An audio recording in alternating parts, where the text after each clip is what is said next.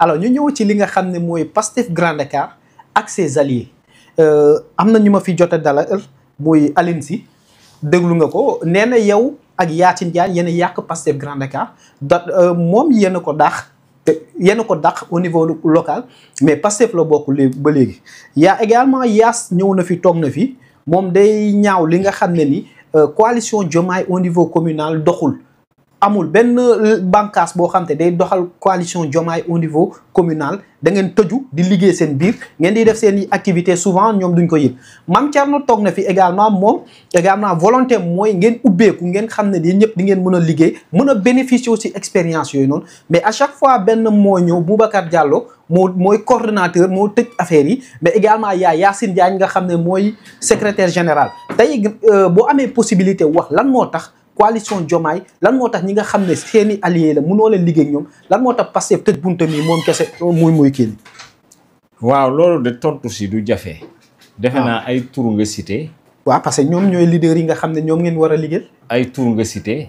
defe naa ku mel ni Aline Sy moom nga njëkkee. waaw da ngeen ko daax leeral ponk par ponk. Aline Sy da ngeen ko foofu sax yaakaar naa ne da nga ci wax lu la wóorul parce que nee nga déglu naa ko wóorul la ndax déglu naa ko wala dégluwuma ko. non man dama la wax fii la toog lii la wax. waaw mais dama la jottali li nga xam ne ni maa ngi moom suñu échange da fii nga toog nii la toogal. waaw dama ne la yow yaa ko tudd Aline Sy. et yaakaar naa ne sax man bi may ñëw ci émission bi. par respect ak ñi lay suivre ak cër gi nga xam ne jox naa ko waa Grand Dakar. dama ne woon sax xëy na du ma épanché wu. sur ce que je considère comme faits divers.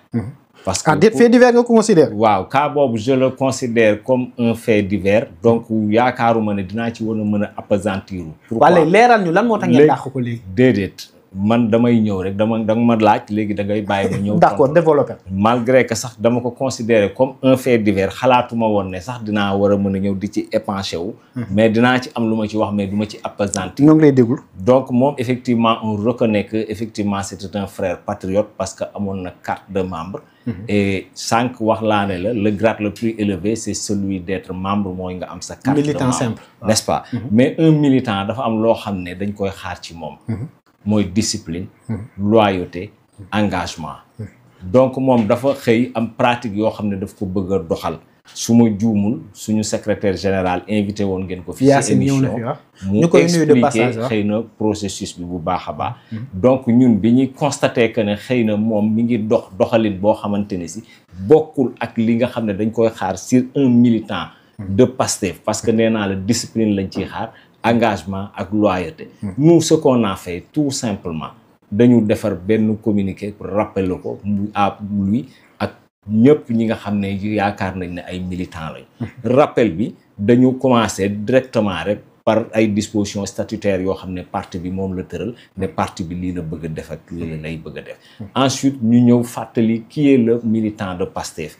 et wax ne wax dëgg yàlla le militant de Pastef ñett yi moom dañ koy xaar ci moom et enfin ñu constater que moom parti bi si disposition statutaire yi yenn doxalin yi boo ko doxalee parti bi dafay considérer ne déjà yow tu t'es auto-exclu et ñun ñu def li ñu war a def rek et comme nous sommes un parti assez organisé et très structuré ñun dañuy bind rek déposer ko fi ñu koy war a déposer mooy secrétariat national kilifay parti bi ak SN massification donc ñun loolu boobu lañ ci pare parce que wax dëgg yàlla mbirum fait divers moom wax dëgg yàlla dañu bëri mbir yoo xamante ni si war nañ ci concentré wu nekk ci que di attardé wu ci. da nga jàpp ni moom léegi.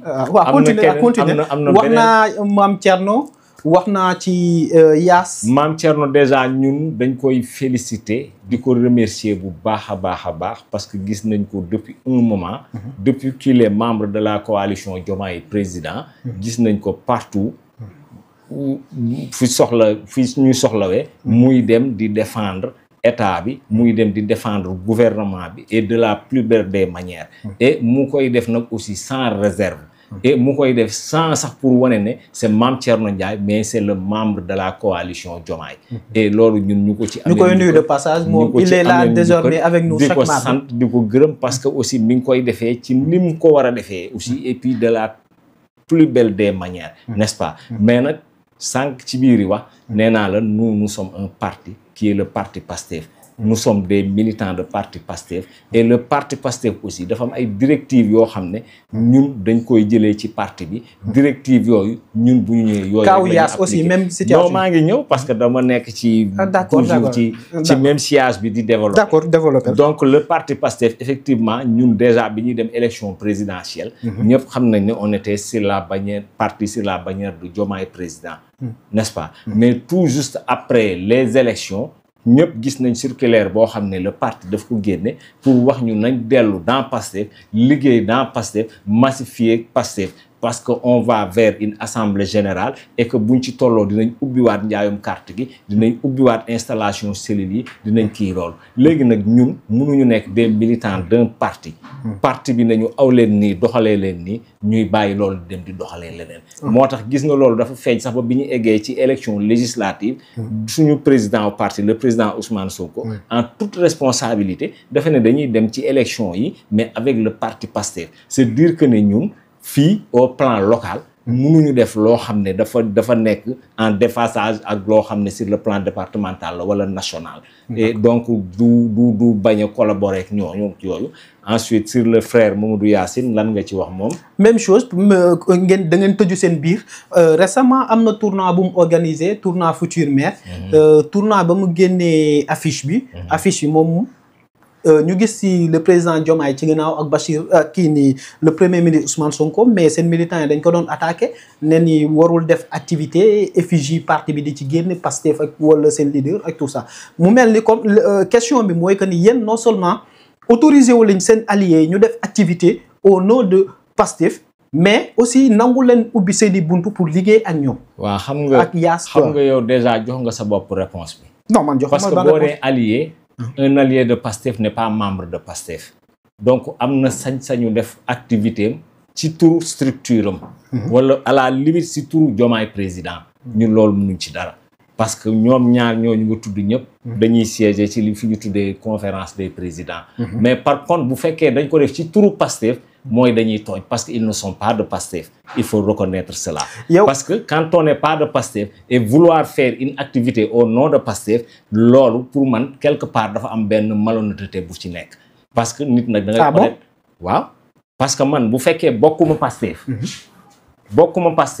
du may wax ci kaw ak li may wax ci suuf yëpp mooy yem mooy man bokkuma Pastef man fii laa bokk lii laa bokk on reconnaît que ne effectivement ñi nga cité ils sont des membres de la coalition Diomaye président ñoom fi ñu fay siéger man étant le coordonnateur de Pastef Grand Dakar aw ma gratu siège foofu parce que ñoom dañuy bokk sax conférence des présidents mais est-ce que bàyyil ma ñëw rek waaw léegi nag c'est dire que ne ñoom quand ils mènent des activités ba pare bu ko def au nom de Pastef wala di génn ne li ñuy def wala li ñuy wax Pastef la pour man loolu quelque part c'est vraiment malhonnête. buñ ko defee au nom de Diomaye président invité leen lu tax doo leen def.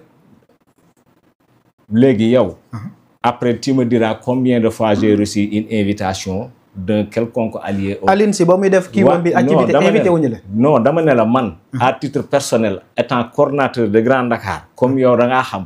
tu me diras combien de fois j'ai reçu une invitation de la part d'un allié boo xam ne man soluma sama daal dem. da nga bëgg a wax mais c'est pour dire rek pour revenir dama ne la. que ça soit clair pour tout le monde. gis nga nit en toute chose. il faut au moins qu'on soit honnête. parce que honnêteté lum la mayul leneen du la ko may. certes bëgg nañ le président Ousmane Sonko amul werante. xam nañ ko taxawee nañ ko wane nañ ko. certes contribuer nañu ci accession au président Diomaye ci pouvoir bi kenn bañalu leen loolu mais par contre liñ dul d'accord mooy ñoom ils ne sont pas membres de Pastef et qu'ils se réclament Pastef wala meneen ils se réclament Diomaye président non kooku mënuñu koo léegi man question bi ma la bëgg a wax mooy est-ce que wax nga règlement parti bi wax nga organisation parti bi ak parti bi nu muy demee mais sur le plan local est-ce que ce sera pas plus bénéfique ngeen collaborer pour échéance yi ñu jëm ndaxte ñoom ku ci nekk am na benn monde booy drainer muy Alioune Sy muy Mame Thierno muy Yaas ku ci nekk am na monde booy drainer tey yow mi nga xam ne yaay coordonnateur Pastef boo waxtaanee ñi ngeen au niveau local ngeen def loo xam te ni est-ce que parti bi mënu la ko permettre au niveau local ngeen organiser waxtaan ngeen ànd ci ay activités peut-être ay actions yi nga xam ne dañ koy def bu kii xewlee ñëpp ñëw bu Mame Thierno xewle ñëpp ñëw bu Yaas ñëw ainsi kazalika tout est-ce que loolu y a pas cette possibilité parti bi mayu leen possibilité boobu. non dama ne bëgg a wax lenn. le parti Pastef. la section communale de Pastef Grand Dakar. du ci entité entièrement à part. non on comprend ça. on comprend waaw d'accord dama ne la du ci entité entièrement à part. parce que ñi nga cité ñëpp c'est des frères. ay essence de civilité rek moo xaj suñu diggante. dama ne la mais par contre dama ne la nous sommes des militants de Pastef point. nous sommes militants de Pastef c'est-à-dire que ñun mënuñu ramer à contre-courant wu parti bi li muy wax parti bi pour le moment lii la ñu wax te yow yaa ngi tudd ay échéances certainement ce sera dans 17 mois quelque chose comme ça. mais comme tollaguñu foofu. mais le kii connaît le Pastef. xam organisation ak structuration. fépp fu muy échéance bu ci toll rek dinañ ci am taxawaay biñ ci war a taxaw mooy maanaam dina am circulaire boo xam ne dina génn au niveau du parti circulaire boobu dina joxe des orientations soit aller en alliance soit aller en coalition wala defee leen nii defee leen na parti bi nag su boobaa moom orientation yu ñu indiqué ñun yooyu dañ ciy taxaw assumer ko en toute responsabilité mais pour le moment sama question tonton ko mooy seen initiative personnelle pour ngeen xam ne yéen ñi fi nekk pour ngeen di def action di demalante par exemple tournoi Yaas bi par exemple yow c'est l'occasion d'ailleurs nga ne sànq yaa ngi ko doon wax amoo invitation officielle boo xam te ne peut-être ñoom kenn si ñoom jox na la ko pour inviter la si activité am au nom de Boubacar Diallo coordonnateur Pastef Grand Dakar invitation officielle kenn def mosu ko cee def. à ce jour jotaguma ko man. seen activité yi ñu def kenn mosu laa jox invitation officielle ni man jotaguma ko à ce jour. et je dis bien. et je dis bien et je le répète. dama ne la man tey jii en tant que sax coordonnateur de Pastef Grand Dakar xëy na man mën naa sol sama daal dem mais amatuma cette liberté wala cette indépendance di jóg demal sama bopp parce que je suis le coordonnateur de Pastef Grand Dakar donc man buñ may invité à la limite sax c'est la section communale qui est invitée n'est-ce pas et kan moo ñu invité mais aussi bu fekkee ne li ma la wax sànq la parce que tey jii Sadio Fati certes il est membre du réseau des journalistes de Grand Dakar mais Sadio Fati aussi mooy Web Info tey jii yaakaar naa biñ fi toogee Sadio buy wax dafa wax ci turu Web Info la wax nuyu ay techniciens Web Info du dëgg loolu moom mooy honnêteté xam nga pour lan c'est dire que ne on peut être effectivement membre de la coalition leer na si ñun mooy on peut effectivement être membre de la coalition Diomaye mais di wër di répéter naan yow Pastef nga alors que tu sais pertinemment que tu n'es pas membre de Pastef pour man loolu malhonnêteté la te loolu warul suñu diggante. kon c'est dire que ne point boobu liñ ci mën a point te pour dire que ne nag ñun tey jii ku ñu invité wax dëgg yàlla temps beeg yëpp permettre ñu ko dañuy def délégation ni ñu war a defee ñu sol suñu dàll dem ci leneen pour le moment ñun ce que nous est demandé actuellement nous militants du parti Pastef mooy que ñu fexe approprier wu référentiel 2050 bi partager ko ak les concitoyens partager ko ak ñoom pourquoi parce que xam nañ ne toute politique publique bu fekkee ne population yi approprier wuñ ko cette politique publique là est vouée à l'échec muy beneen bi mooy ñu fexe effectivement état central bi li nga xam ne mi ngi koy def ñu fexe vraiment population yi di ci mën di bénéficier wu donc mooy maanaam ñuy jëlee ci suuf information besoin yeeg yooyu di ko yéegal ci kaw et li ñuy jëlee ci kaw aussi di ko partager ak ñoom gouvernement bi malgré que jafe-jafe yu ñu jotee réew mi ñu jot réew mi yoo xam ne ni ko suñu président Ousmane Sonko waxee dafa nekk au 4e sous-sol xëy na daf ko minimiser dinañ ñëw ci dinañ lijjanti au niveau local ba pare non dinañ ñëw ci que ne li gouvernement bi prouesse yi muy réussir di fexe di jël en un temps record lu toll ni 500 enseignants wala lu le jeune DG Azer du góorgóorlu. dinañ ñëw ci yow dinañ ñëw bul yàqal dinañ ñëw ci yooyu. non dama lay bëgg a wax non nañ lijjanti problème bi ba pare dinañ ñëw ci yooyu. parce que da nga bëgg di ma wax ne lu tax du ñu def li nga xam ne parti bi santuñu ko. non waxuma la lool de. non waxuma la lool dama ne la.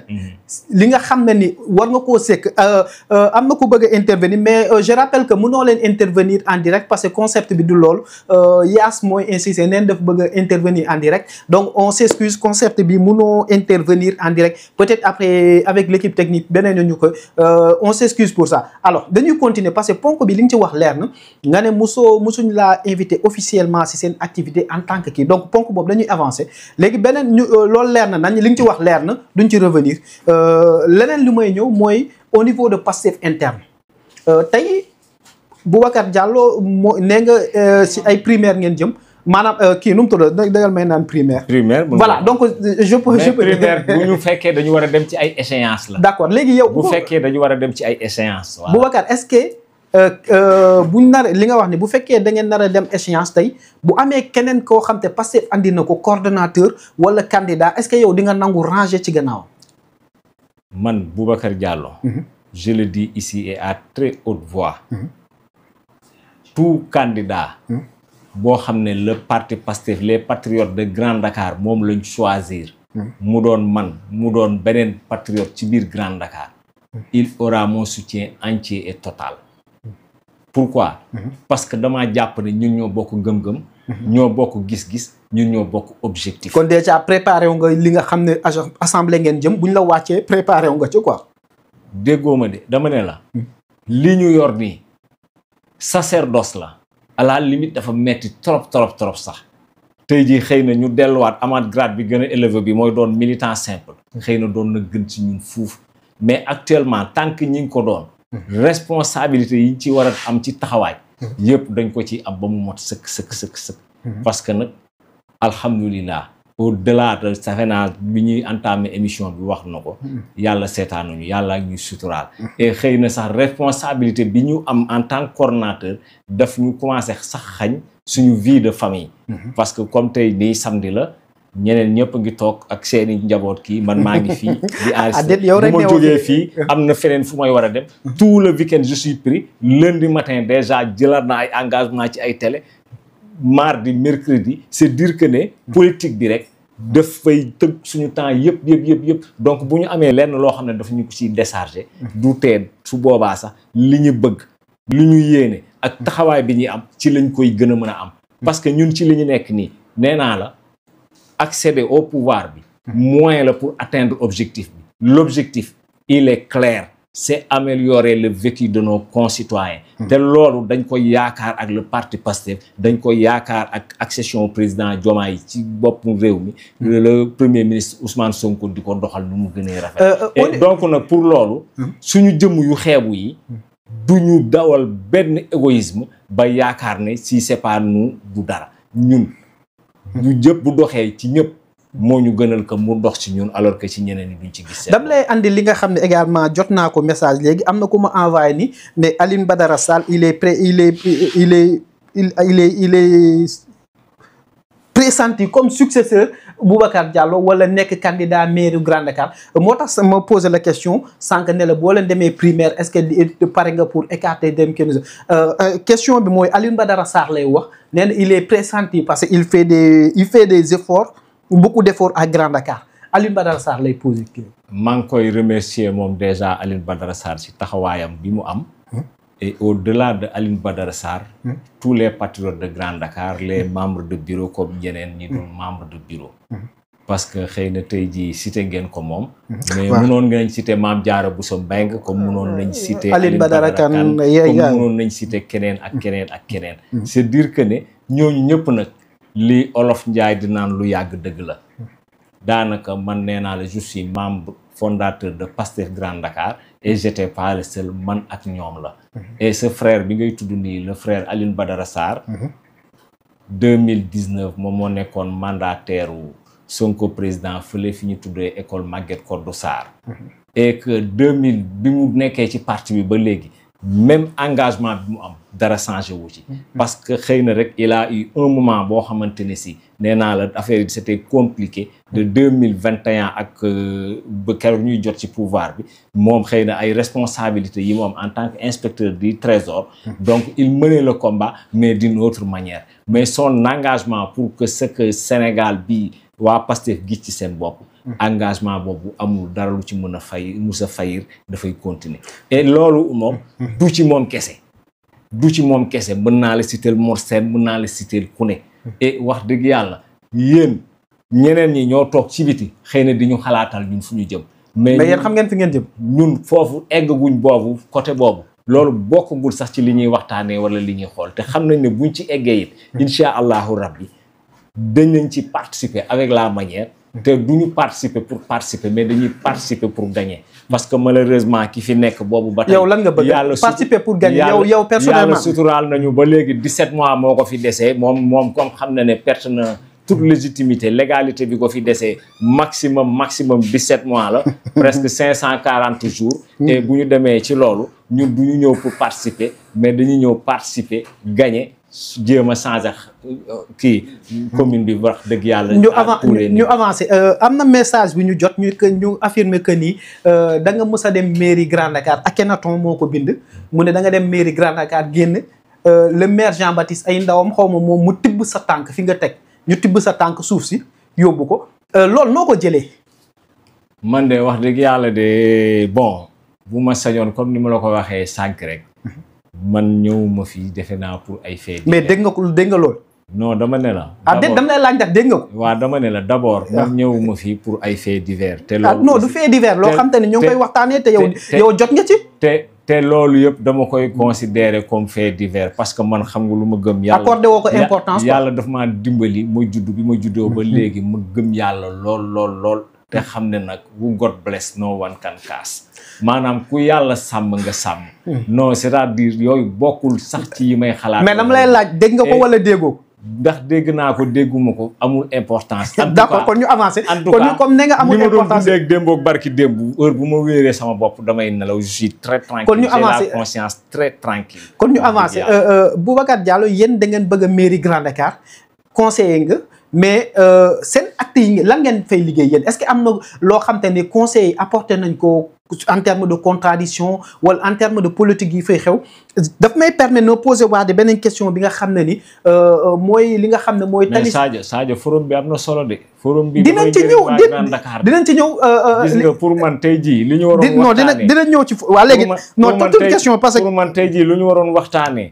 mooy kat prouesse bi nga xam ne Pastef Grand Dakar réussir na ko. ba fexe indi structure yi yëpp ba ci biir kër yi indi leen ba fii biir Grand Dakar. ci la jëm naka la waa Grand Dakar fexe ba approprier. dinañ parce que nag pour te dire. mais am na ponk yoo xam te tey forum bi moom la ñëpp di waxtaanee. waaw moom la ñuy mujjee. mais forum bi am na solo de. parce que yow fi nga toll nii. da nga ma bëgg a yóbbu ci gisaane. te wax dëgg yàlla man je suis loin d'être Selbé Ndom. parce que ba léegi yow toogagoo c'est-à-dire yow ba léegi toogagoo ñun ñu ne la dañoo bëgg mairie bi Grand Dakar ñun dañ la ne actuellement les patriotes liñ ñi dénk liñ ñi sant mooy li parti bi wax parti bi xam nga lu ñu wax mooy nañu fexe approprier wu référentiel bi partager ko ak population yi pour que population yi mën ko approprier wu mën a accompagner état central. nan nga gisee bilan mairie Jean-Baptiste Diouf léegi. defe naa wax naa ko waxati ko. nan nga ko gisee. à part état civil bi nga xam ne stabiliser nañ ko man duma koy def bu fekkoon -0 am na -0 laay wax man bu fekkoon tey jii gis naa lenn lu positif loo xam ne lu ma koy wax ci biir commune de Grand Dakar mooy état civil bi xëy na peut-être niñ ko stabiliser moo ngi dox peut-être nag aussi à sa décharge parce que aussi ñun ñi fa jot a yor du tuuti nag xam nañ ne c'est pas aussi évident parce que suñu communes yi ñi koy xëcc ñëpp sax yàlla nañ ci jot te mu jik leen. lan moo tax nga ne c'est pas évident lan nga bëgg a wax foofu parce que nous avons déjà une commune comme celle de Grand Dakar qui n'est vraiment pas viable. Certes c'est une commune qui n'est pas viable ci côté yu bare ay efforts yu méttee sax xëy na peut-être sax mooy tax ñoom ñu mën a def yenn yi mais aussi bokk na ci it ki ko yor aussi xëy na peut-être donc ñun Grand Dakar tey jii suñu combat warul nekk sax combat wu maire bi suñu combat xam nga lan la war a doon mooy am un conseil municipal fort. yéen lan ngeen fay liggéey yéen conseil lan ngeen fay liggéey un conseil municipal boo xamante ne si dafa war a composé wu d'hommes et de femmes yoo xam ne wax dëgg yàlla dañu bëgg gox bi am yéene ci gox bi te aussi am ay vision yoo xam ne dafa. mais Boubacar yow conseiller nga. parce que tey jii gis nga le conseil municipal si nous avons un conseil municipal très fort laa la wax dëgg yàlla le maire fenn rek lay mën a voix am di représenter deux. tey jii le conseil municipal bu ñuy war a am bu ñu ko amee dëgg xëy na fu ñu war a dem ak Grand Dakar dinañ trouver ay moyens pour atteindre suñu. lan moo tax conseil municipal bu forul parce que yow conseiller nga te am nga fa ñi nga xam ne waa Pastef lañ conseiller lañ waa kër Khalifa ñooy fa conseiller lañ lan moo tax mun leen organiser wu ngeen xeexal Grand Dakar lan moo blocage bi exactement. waaw ñun de toutes les façons wax dëgg yàlla nu am lenn loo xam ne à l'issue de notre mandat dinañ ci rougir pourquoi parce que yaakaar nañ ne waa Grand Dakar li ñu sant yónnee ñu ko fa ñu ngi koy assumer en toute responsabilité. si am na yoo xam ne kenn déggu leen ci. déedéet. si bëri na par exemple man maa ngi gis collectif buy sàmmandoo ñuy xeex tali bi ñu baare yéen conseil dégguñu leen ci te alors que am ngeen possibilité ak yeneen xeex yoo xam te ni dégguñu leen ci. déggoo ma dama ne la ñun de toutes les façons liñ fay def du ñu am lenn loo xam ne à l'issue de notre mandat incha allah dinañ ko ci rougir. Pourquoi? Parce que li ñuy war a assumer ñu ngi koy assumer en toute responsabilité. C'est-à-dire tey jii les populations de Grand Dakar normalement les délibérations du conseil municipal lu ñu consigné la lu ñu bind signé ñun mënuñu fa dem di am benn kii bu ñu benn gêne bi ñuy am parce que dañu xam ne waa Grand Dakar ñooñu mandaté ñooñu yónni pour ñu représenter ji leen bu ñu yónnee nag malheureusement nag ñun xëy na nous sommes minoritaires donc bu ñu demee taxawaay bi ñu yaakaar ne moo gën yëpp ñu ngi ko fay taxawee te buñ ko taxawee ba pare nag le conseil municipal moom xëy na moom rek moo souverain bu conseil bi xasee ba adopté leen nag mooy amatuñu ñun d'accord nañ see d'accord wuñu si mooy dañuy nangu ne tey jii ñi fa nekk ñun ëpp ñu leen dignité ëpp ñu leen grade ñoom ils ont estimé que ne xëy na lii moo gën mais bu fekkee ne conseil bi li muy def yëpp ñu ngi koy consigner sur PV délibération mi ngi fa. mais loolu amul je défie à toutes les populations de Grand Dakar ñu dem. am nañ possibilité bu ñu demee ñu ubbi leen ju liir dinañ xam suñu taxawaay lan la. mais donc pour revenir un peu fii nga wax nii. ci Sàmmandoo bi waaw dégguñu ci benn conseil. nous sommes autant membres de Sàmmandoo suñu yëf. ñun comme li ma lay bëgg a wax dama ne la comme am nañ fi ñuy jooyee. mooy nous avons la chance de siéger di fekk réunion conseil municipal.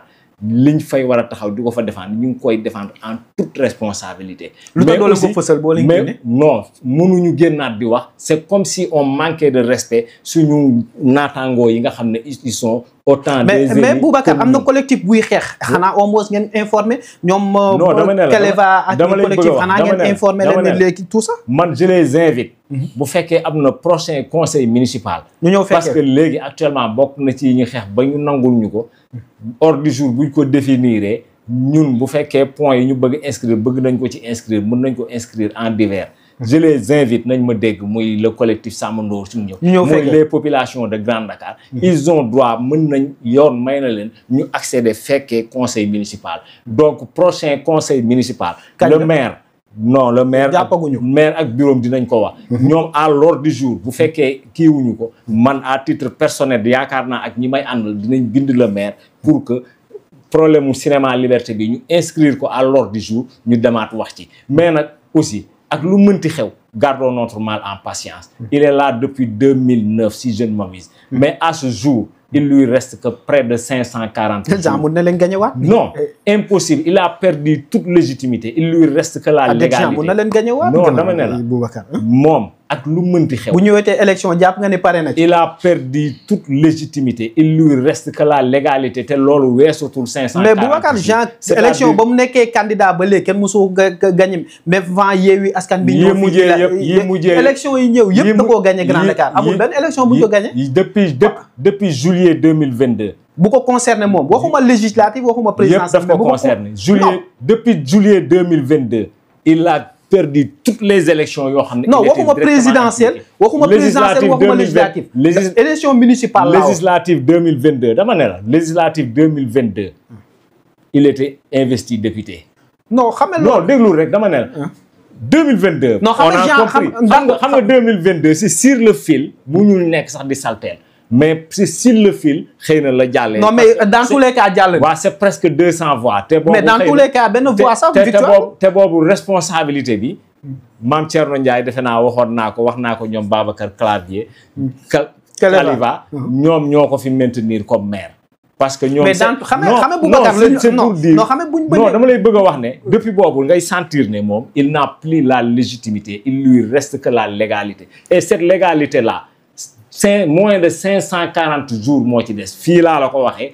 gardeel image yow jàppoo ni ngeen mel nii déjà seen division bi seen biir c'est pas bénéfique à Jean-Baptiste. dama ne la jamonoy VAR lañ nekk. fii laa la ko waxee.